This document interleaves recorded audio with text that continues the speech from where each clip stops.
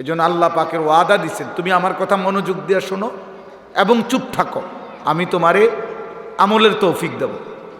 তুমি পারবা, তখন আমি আল্লাহই তোমারে যোগ্যতা দেব।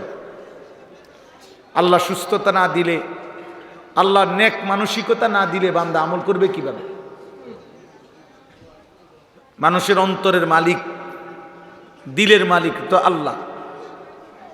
এই জন্য দয়া করে আমি সবাইকে বলছি, এখন আর যেটুকু জায়গা এতটুকুই জায়গা।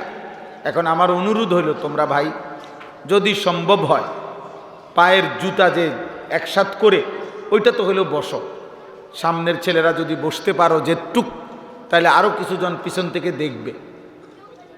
তাহলে সবাই কষ্ট করে আসছে দূর দূরান্ত থেকে, কাছে থেকে, এত রাত অবধি বসে আছে।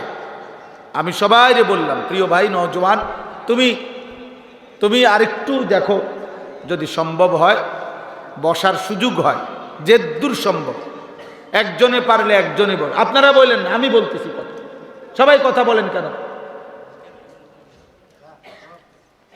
আমাকে বলতে দেন। আপনারা কেউ আর অতিরিক্ত বুদ্ধি দিয়েন না, অতিরিক্ত বুদ্ধি স্বাস্থ্যের জন্য ক্ষতিকর।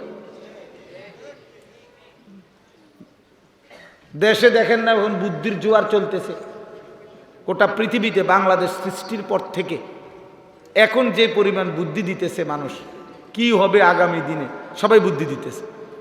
তো এখানেও এতগুলো বুদ্ধি নিলে মাহফিল এটা কোনো শেষ করা যাবে না, বুদ্ধি শেষ হয়ে যাবে।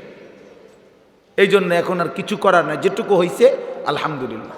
বাকিরা সবাই যদি আমরা যার যার জায়গায় দাঁড়িয়ে বসে চুপ থাকি, ইনশাআল্লাহ বরকত হবে।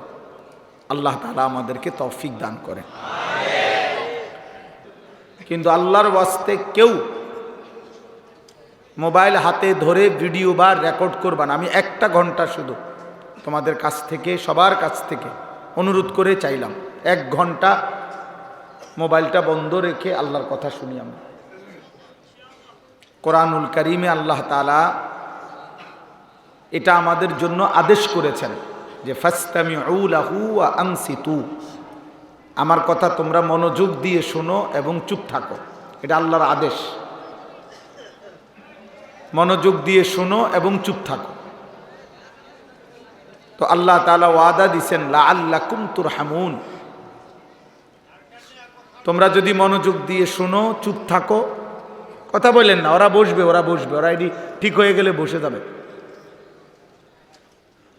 মনোযোগ দিয়ে শোনো এবং চুপ থাকো, যদি আল্লাহ ওয়াদা দিছেন লাআল্লাকুম তুরহামুন, অবশ্যই তোমাদের উপরে রহমত বর্ষিত হবে। আর রহমত বর্ষিত হবে মানে কি? আল্লাহ তাআলা বলছেন, তাফসীরের মধ্যে লিখছে, অর্থ হলো আল্লাহ তোমাকে আল্লাহর কথার উপরে আমল করার তৌফিক দিবে। তাহলে আমি যদি শুনলামই শুধু, কিন্তু আমল করার তৌফিক হলো না, তো লাভ হলো কি?